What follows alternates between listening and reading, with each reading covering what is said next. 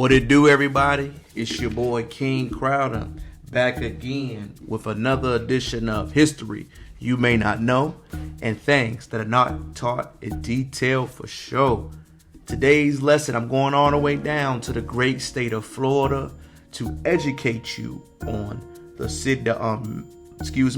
on the attacks that happened at Rosewood and the reparations that were given to the Rosewood communities. Let's start it off. Did you know that Rosewood was a thriving black community in the state of Florida that was sought after and murdered by white supremacists, over 200 of them? This happened during the red periods of the 1920s. Did you know that? What happened January 5th, 1923, when a white mob formed with over 250 white men sought after this community because a fabrication, a lie, a story was told by Miss Fannie Taylor that she was assaulted by a black man, when in fact she was sought after by a white person she was having a sexual affair with. What happened was that we knew that back in this time that affairs were very much looked upon negatively. Miss Taylor's husband found out that she was having an affair. Rather than telling the truth, she put it on a black American who was working and a productive man around this time. Which you should know that the town of Rosewood was a thriving community. It was thriving, completely isolated because it was self-sufficient, because it had its own thriving economy. It had people that were working together, establishing its resources. They had a lot of trees and a heavy on economic self-sufficiency.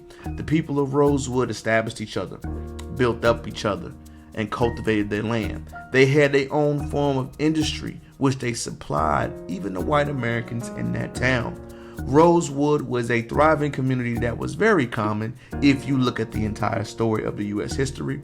The part that is untold, which is very unique because the state of Florida is banning most of its history that is on black Americans in this country, which is American history, but you must understand that these moments will be highlighted. The reason why this is such a pivotal point, you must understand, is that literally people in this town grew up in Rosewood. There was almost a thriving black community that took care of each other. People were self-established and took care of their own business. And when this attack happened, no arrests were made. Let me repeat that again.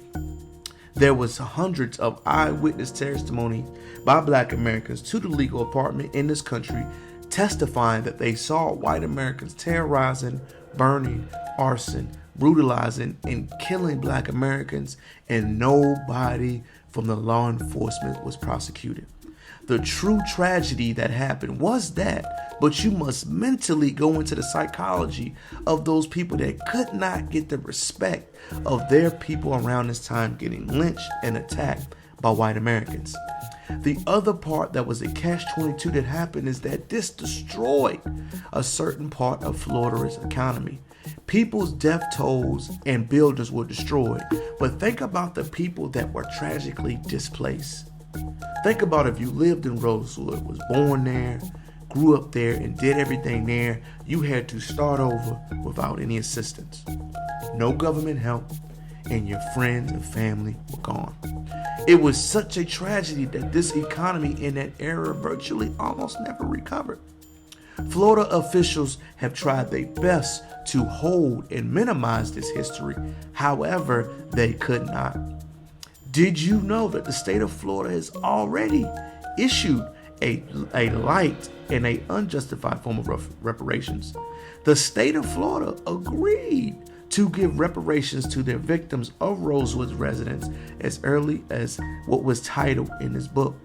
The people of Rosewood got reparations around, they say, the 90s.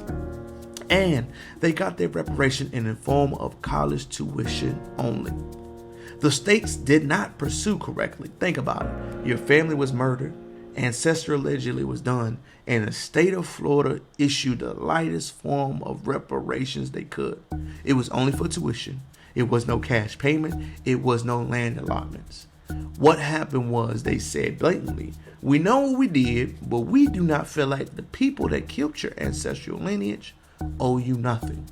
The reason that the story of American history must be told is that you will understand the racial tension.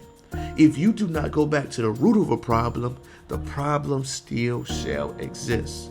Right here in Rosewood, Florida, we have reparations, mass murder that has still not been talked about, so the spirit continues to fester.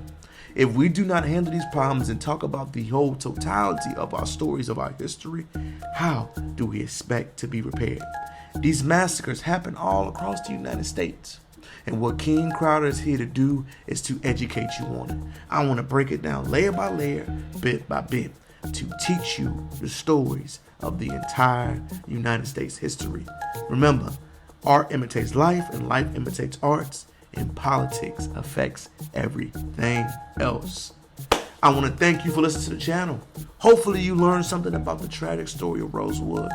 And let's hope their ancestral lineage remain at peace, and hopefully once get it. I am here to be a vessel to organize and tell you about these horrific events. It is a story of America. Good, bad, or ugly, they need to be told. If you ever wonder why something is the way it is, do not be afraid to look at the totality of the story and watch it all unfold. Until next time, peace.